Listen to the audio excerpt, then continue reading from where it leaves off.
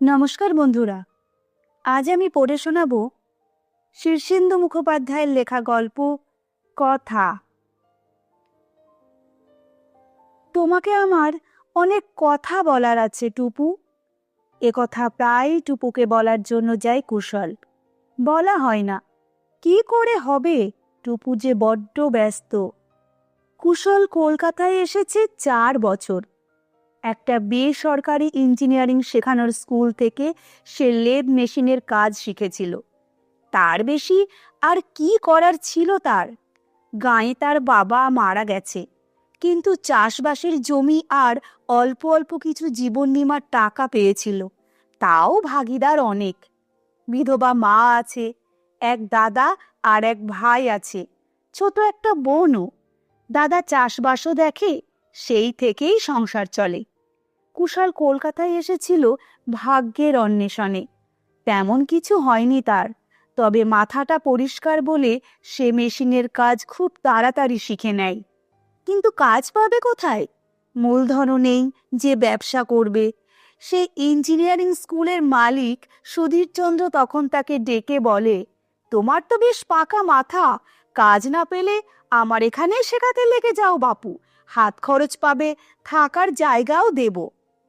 এক অনিচ্ছুক মামা বাড়িতে প্রায় জোর করে থাকতো কুশল। তারা তাড়াতে পারলে বাঁচে, কিন্তু কুশল বড় মিষ্টভাষী আর সৎ চরিত্রের বলে একেবারে ঘাড় ধাক্কা দিতে পারছিল না। কিন্তু কুশলের বড় লজ্জা করত। থাকার জায়গা পেয়ে সে এবার উঠে এলো হ্যারিসন রোডের স্কুলের বাড়িতেই। তো এই হচ্ছে কুশলের অবস্থা। 100 টাকার কাছাকাছি তার রোজগার। থাকার জায়গার ভাড়া লাগে না, নিজে রেঁধে খায়, কষ্টে তার চলে যায়। তবে কুশল সবসময়েই জীবনের আলোকিত দিকগুলোই দেখতে পায়, যেন জগৎ সংসারকে দুভাগ করে একটা সৌভাগ্যের আলো আর দুর্ভাগ্যের অন্ধকার পাশাপাশি রয়েছে। অন্ধকারে যারা আছে তারা আলোর দিকে চলে যাওয়ার চেষ্টা করে, আবার আলো থেকে অন্ধকারেও কাউকে কাউকে চলে আসতে হয়। কুশল তাই কখনো হাল ছাড়ে না। কিছু হবে, কিছু একটা হবে, হবেই। তাই এই অন্ধকারের জীবনে ফুল গন্ধের মতো, জ্যোৎস্নার মতো একটাই আনন্দ আছে, সে হলো টুপু। তাদের গাঁয়ের পুরুত বাড়ির মেয়ে ছিল, বড় সুন্দর দেখতে। কত ছোট্ট ছিল! টুপু এখন কলকাতায় এসে খুব অন্যরকম হয়ে গেছে। খুব অল্প আয়াসেই টুপু তার দুর্ভাগ্য জয় করে আলোর দিকে চলে গেছে।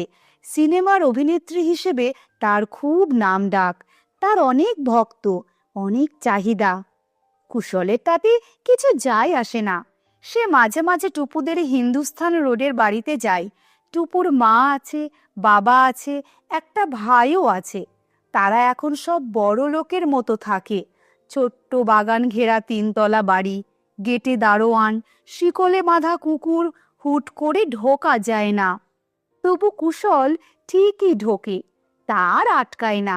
ওরা যে তাকে অনাদর করে তা নয়, উপেক্ষাও করে না, আবার খুব একটা আদর আপ্যায়নও নেই। যেমন ওর বাবা বলে, ওহ কুশল, কি খবর? মা বলে, কি বাবা, কেমন খবর, সব ভালো? তারপরই আর তেমন কথা টথা হয় না। কুশল দেখতে খুব সুন্দর নয়, আবার খারাপও নয়। সিনেমার নায়ক হিসেবে তাকে মানায় না ঠিকই, কিন্তু রাস্তাঘাটে 2-4 জন তার দিকে তাকিয়ে দেখে। মেশিন চালিয়ে তার চেহারা মেদহীন এবং পোক্ত, মুখশ্রীতে বুদ্ধি এবং অসম্ভব ভালো মানসিক ছাপ আছে। সুধীরবাবু টাকা পয়সার বিষয়ে চোখ বুজে তাকে বিশ্বাস করেন। টুপুর সঙ্গে খুব কমই দেখা হয়। বেশিরভাগ সময়েই তাকে বাইরে থাকতে হয়, নয়তো বাড়িতে ঘুমোয়, নয়তো বন্ধু বান্ধব নিয়ে হইচই করে। তবু দেখা হলে সেই সবচেয়ে আন্তরিক ব্যবহার করে, বলে, কুশলদা, আজ বাড়িতে খেয়ে যেও। তোমার দাদা এখন কি করছে? মা কেমন আছে? পুন্তিকে অনেক কাল দেখি না, তার তো বিয়ের বয়স হলো। পুন্তি কুশলের ছোট বোনের নাম। এসব টুপুর মুখে শুনতে বড় ভালো লাগে। কুশল বড় লাজুক, টুপুর সুন্দর মুখখানার দিকে ভালো করে চাইতে পারে না। মাথা নত করে বলে, আমরা বড় গরিব হয়ে গেছি টুপু। টুপু বলে, আহা কি কথা, গরিব হওয়া কি অপরাধ নাকি? এই বলে সান্ত্বনা দেয় টুপু। কখনো বলে, তোমার যদি টাকার দরকার হয় তো নিও কুশলদা, লজ্জা করো না। না না, টাকার দরকার নয় টুপু, এই মাঝে মাঝে তোমাদের দেখে যাই শুধু, বেশ লাগে। দেখে যেও, আমাদেরও ভালো লাগে। তুমি যেন কি করো কুশলদা? একটা ইঞ্জিনিয়ারিং কনসার্নে ইনস্ট্রাক্টর। ও বাবা, সে তো ভালো চাকরি, বলে টুপু ভ্রু তোলে। মিথ্যে কথা বা ফাঁপানো কথা কুশলের মুখে আসে না, তাই সে টুপুর ভুল ধারণা ভাঙার জন্য তাড়াতাড়ি বলে, না না, সে খুব ছোট্ট একটা কারিগরি স্কুল, আর ইনস্ট্রাক্টর বলতে। কিন্তু অত কথা শোনার সময় টুপুর প্রায় হয় না। হয়তো চাকর এসে খবর দেয় যে গাড়ি তৈরি হয়ে অপেক্ষা করছে, কিংবা ছুকরি একটা সেক্রেটারি এসে কোনো অ্যাপয়েন্টমেন্টের কথা মনে করিয়ে দেয়। আসল কথাটাই বলা হয় না। অবশ্য কথাটা যে কি তা আজও ভালো করে জানে না কুশল। কেবল তার মন বলে, তোমার সঙ্গে আমার যে অনেক কথা ছিল টুপু। 1 বছর আর তেমন অবসর পেল না কুশল। সুধীরবাবুর স্কুল থেকে একটা পুরনো মেশিন কিস্তিবন্দিতে কিনে নিয়েছিল সে। হাওড়ায় একটা ছোট্ট ঘর ভাড়া করে ব্যবসা শুরু করেছিল। লাভের দিকে তাকায়নি। ভূতের মতো খেটে সে সুধীরবাবুর টাকা শোধ করে দিল সময়ের আগেই। আরও একটা মেশিন কিনল, আরও একটা। ব্যবসা শুরু হলে বহু মানুষের সঙ্গে যোগাযোগ হয়ে যায়। সেই রকম এক যোগাযোগে সে এক কালোয়ারের সঙ্গে বন্ধুত্ব করে, কিছু টাকা লাগায় তার লোহার কারবারে, বেশ কিছু লাভ পেয়ে যায়। 1 বছরের মধ্যে তার গা থেকে হা ঘরের ভাবটা ঝরে গেল। টুপুর বাড়িতে একদিন মিষ্টি টিষ্টি নিয়ে দেখা করতে গেল। টুপুর বাবা ইতিমধ্যে মারা গেছেন। তার মা খুব বিষণ্ণ মুখে একটু খবরাখবর নিলেন, বললেন, বাবা, আর তো দেখি খোঁজ নাও না। সময় পায় না পিসি, বড্ড কাজ। অভাব দূর করার চেষ্টা বড় মারাত্মক, হাড় মজ্জা শুষে নেয়। সে তো জানি বাবা, তবু বলি, অভাবই ভালো, প্রাচুর্য মানুষকে বড় অমানুষ করে দেয়। কথাটার মধ্যে একটা প্রচ্ছন্ন ইঙ্গিত ছিল, কিন্তু পরিষ্কার বুঝল না কুশল। সুখে থেকো, সৎ থেকো, এই বললেন টুপুর মা। টুপুর সঙ্গে দেখা হলো না। সে ঘুমোচ্ছে, ভীষণ ক্লান্ত। সেই কথাটা আজও টুপুকে বলা হয়নি। কি কথা তা অবশ্য সে নিজেও জানে না। হয়তো সে বলতে চায়, তুমি খুব সুন্দর টুপু, কিংবা আমি তোমাকে ভালোবাসি টুপু। বলেই বা কি হবে, এসব তো কত লোকেই টুপুকে বলে। তবু বলতে ইচ্ছে করে কুশলের। লোহার ব্যবসা খুব ভালো লাগছিল না তার। একেই অংশীদারি তার পছন্দ নয়, তার ওপর আয় এক জায়গায় উঠে আটকে যায়। তাই সে মূলধন তুলে নিয়ে লিলুয়ায় নিজের মতো ছোট্ট ঢালাইয়ের কাজ শুরু করলো। লোহার বড় টানাটানি বাজারে, মাল দিয়ে কুলিয়ে উঠতে পারে না। টাকাও আসে, তবু ঠিক খুশি হতে পারে না সে। একটা কাটিং মেশিন নিলামে কিনল। 5 রকম ব্যবসার কাজে টাকা ঢালতে লাগলো। বড় ভাই চাষবাস নিয়ে রইল বটে, কিন্তু ছোট ভাইকে আনিয়ে নিল কুশল। 2 ভাই মিলে সাংঘাতিক খাটে। টুপুর বাড়িতে যেতে সেদিন দেখা হয়ে গেল। আরে কুশলদা, কেমন আছো? তোমাকে খুব অন্যরকম দেখাচ্ছে। না না, দাড়ি কামিয়েছি তো তাই। তার চেয়ে কিছু বেশি, বলে টুপু হাসে। তোমার উন্নতি হচ্ছে বোধহয়, চেহারায় ছাপ পড়েছে। কুশল বলে, তোমার চেহারা একটু খারাপ দেখছি টুপু, কি হয়েছে? কি হবে, বড্ড ডায়েটিং করতে হয়, খাটুনিও তো খুব। আজকাল তোমার ছবি বড় একটা দেখি না তো। হচ্ছে, অনেক হচ্ছে। এই বলে টুপু খুব অস্থিরতা আর চঞ্চলতার সঙ্গে একটা সিগারেট ধরায়। ভীষণ অবাক হয় কুশল, চেয়ে থাকে। কিছু মনে করো না কুশলদা, নার্ভের জন্য খায়। আমার নার্ভ বড্ড সেন্সিটিভ, ধোঁয়ায় একটু শান্ত থাকে। বেশি খেও না, দমের ক্ষতি হয়। খুব ভালো আর শান্ত গলায় কুশল বলে, বেশি না, মাঝে মাঝে খায়, নেশা টেশা নেই। আসলে নেশায়, কুশল সেটা টের পায়। টুপুর মা দেখা হতে অনেকক্ষণ অন্য কথা বললেন, তারপর বললেন, বাবা, পেটের মেয়ে, পণ্ডিত বংশের সন্তান, বলতে নেই টুপু আজকাল মদও খায়, ভীষণ মাতলামি করে। কাউকে বলো না। অনেকক্ষণ ভেবে চিনতে কুশল বলে, পিসি, খাই তো খাক, তুমি বেশি ঝগড়া টগড়া করো না এ নিয়ে। ওর কাজের স্ট্রেন তো হয়, তাই খায়। ওকে রেস্টোরেটিভ বলে, মদ খাওয়া নয়। তুমি বাবা সব কিছুর ভালো দেখো, আমি দেখি না। ছেলেটাও সিনেমার লাইনে ঢুকবে ঢুকবে করছে, বারণ করি, শোনে না। কুশল আবার ভেবে বলে, টুপুর বুঝি আর তেমন চাহিদা হচ্ছে না পিসি? আজকাল লোকে নিয়ে ছবি হয় না তো। হয় না তো কি করবে, জীবনে ওঠা পড়া আছেই।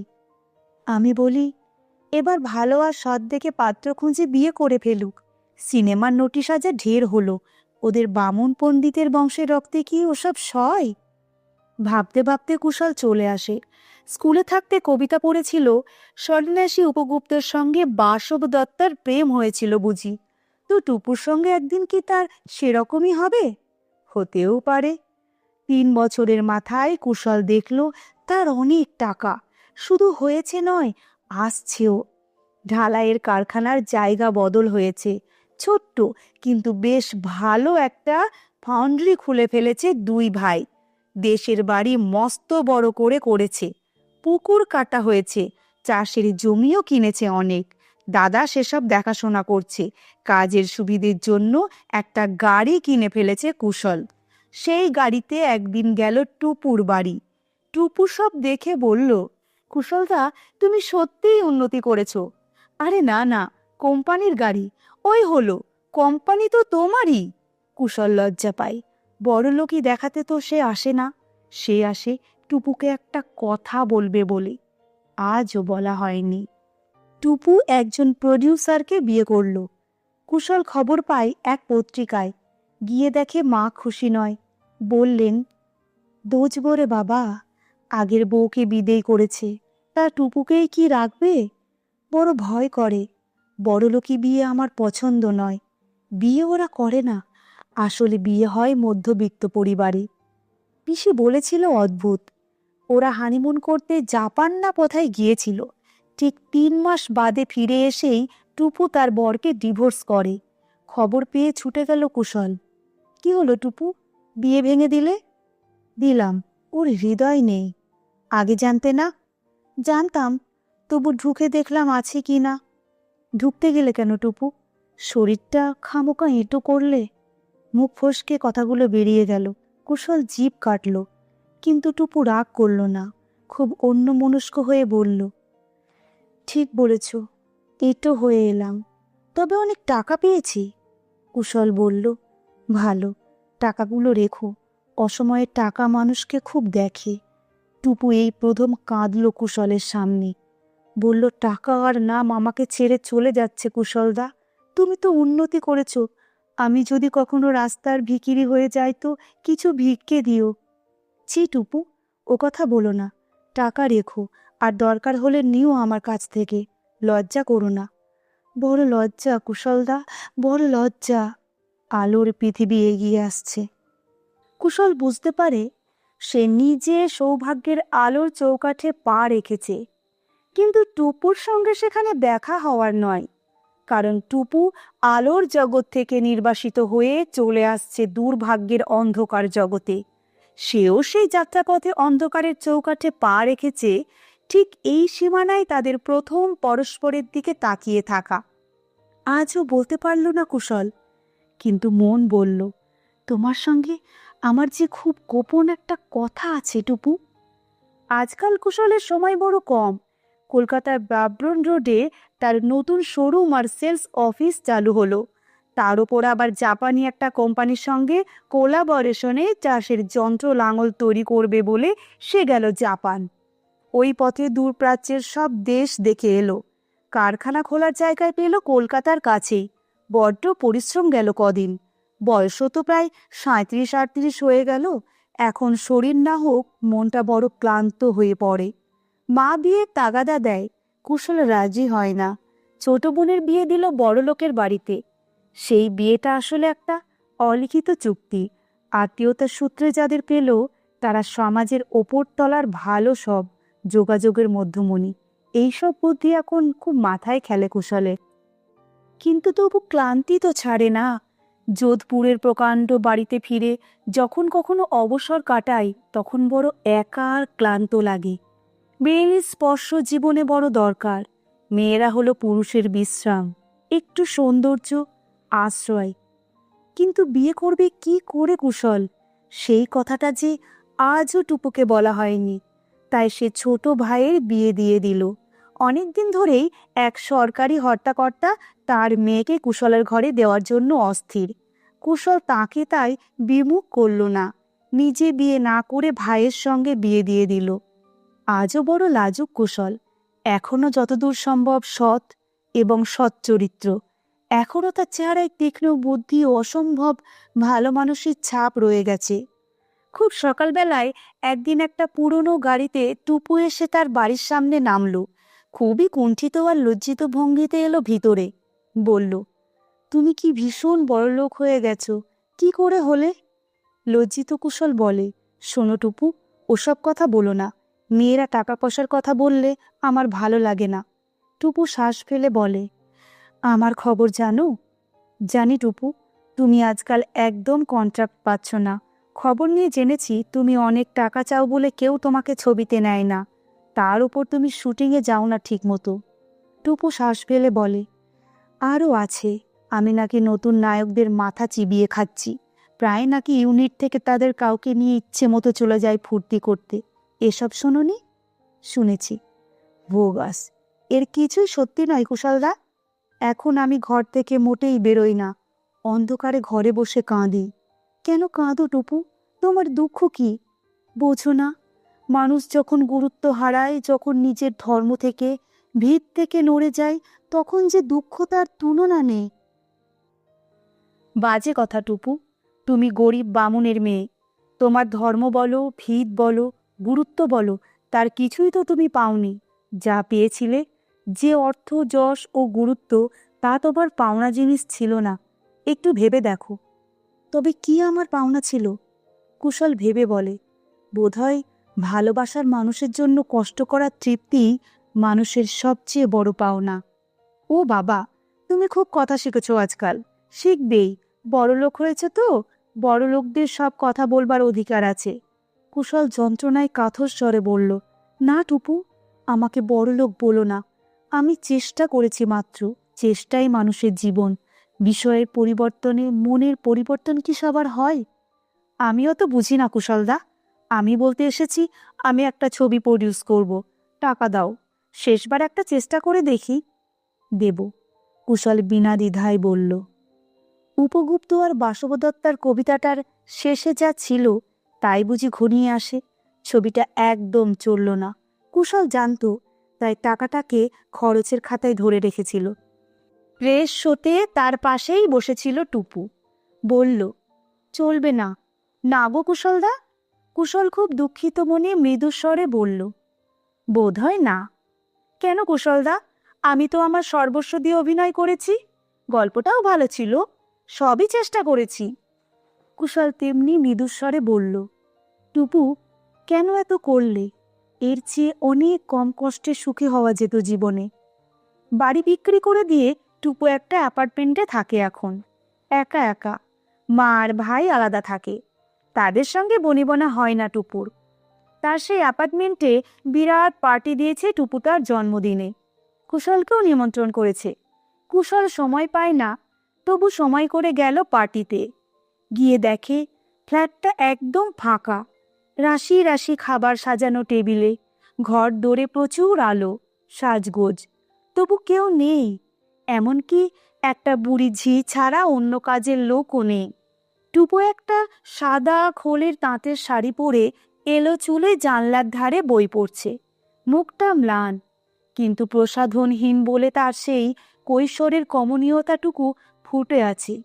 কুশল অবাক হয়ে বলল, কি হলো, লোকজন সব কই? টুপু বই বন্ধ করে হেসে উঠে আসে। বলে, লোকজন? তারা আবার কারা? কাউকে বলিনি তো, শুধু তোমাকে। তাহলে এত আয়োজন দেখছি কেন? টুপু অনেকক্ষণ চেয়ে থাকে কুশলের মুখের দিকে। তারপর খুব গভীর একটা শ্বাস ফেলে বলে, শোনো, আমি জীবনে দেদার পার্টি দিয়েছি। পার্টির শেষে যখন সবাই চলে যায়, তখন এঁটো বাসন, শূন্য মদের বোতল, ভাঙা কাচ, দলিত ফল সব পড়ে থাকে। ঘরটা বীভৎস লাগে। মনে হয় পরিত্যক্ত ভুতুড়ে। তাই আজ কাউকে বলিনি। আমাকে যে বললে তুমি, ওহ, তোমার কথা আলাদা। আজ আমরা দুজনে পার্টি করব, আর আমাদের চারিদিকে শূন্য চেয়ার, ফাঁকা ঘর আর নির্জনতা থাকবে। কুশলদা, তোমার একার জন্যই আজ 50 জনের আয়োজন। তুমি সব এঁটো করো, নষ্ট করে যাও, আমি দেখি। পাগল, কুশল বলে। আমি পুরুষকে লজ্জা পেতে বহুকাল ভুলে গেছি, কিন্তু জানো, আবার আমার খুব ইচ্ছে করে লজ্জা করতে। আমাকে একটু লজ্জা দাও কুশলদা। পাগল, কুশল বলে। শোনো, তুমি ভাবছো আমি মদ খেয়েছি? না গো, এই দেখো, সুখে দেখো মুখ, বহুদিন হলো ছেড়ে দিয়েছি। এই বলে ছোট্ট সুন্দর মুখখানা হাঁ করে কাছে এগিয়ে আনে টুপু। কুশল ওর মুখের বাতাস পেল, কি সুন্দর গন্ধ। ওইভাবেই দাঁড়িয়ে রইল কিছুক্ষণ মোহাচ্ছন্ন হয়ে। টুপু শ্বাস ফেলে মুখ সরিয়ে নিয়ে বলল, আজ আমার জন্মদিন কুশলদা, তুমি আমাকে কি দেবে? সোনার একটা গয়না এনেছে কুশল, কিন্তু সেটা বের করল না। একটু ভাবল, তারপর বলল, টুপু, বহুকাল হলো তোমাকে একটা কথা বলার চেষ্টা করেছি। আজ তোমাকে সেই কথাটা বলি বরং। সেইটাই তোমার জন্মদিনের উপহার বলে নিও। কথা? টুপু হাঁ করে থাকে কিছুক্ষণ, তারপর হঠাৎ বলে, এতদিন বলনি কেন? সময় হয়নি। কথারও সময় আছে টুপু। টুপু হেসে মাথা নিচু করে লজ্জায়, তারপর অল্প একটু শ্বাসকষ্টের সঙ্গে বলে, আজ বুঝি সময় হয়েছে? হ্যাঁ, খুব দেরি হয়ে যাওয়ার আগেই এবার বলি। টুপু টুপু দু হাতে কান চেপে ধরে চেঁচিয়ে ওঠে, পায়ে পড়ি, বলো না, বলো না তো, বললেই ফুরিয়ে যাবে। বলবো না? কুশল অবাক। টুপু স্নিগ্ধ চোখে চেয়ে হাসল, বলল, সারা জীবন ধরে ওই কথাটা একটু একটু করে বলো, কথা দিয়ে নয়, অন্য রকম ভাবে। গল্পটি এখানেই শেষ হলো। গল্প পাঠ যদি ভালো লেগে থাকে, গল্পের শেষে ভিডিওটিতে একটি লাইক দেওয়ার অনুরোধ রইল, এবং সেই সঙ্গে অনুরোধ রইল চ্যানেলটিকে সাবস্ক্রাইব করার, ভিন্ন ভিন্ন স্বাদের অডিও স্টোরি শোনার জন্য। ফিরে আসছি খুব শীঘ্র নতুন একটি গল্প নিয়ে। ভালো থাকবেন সবাই। নমস্কার।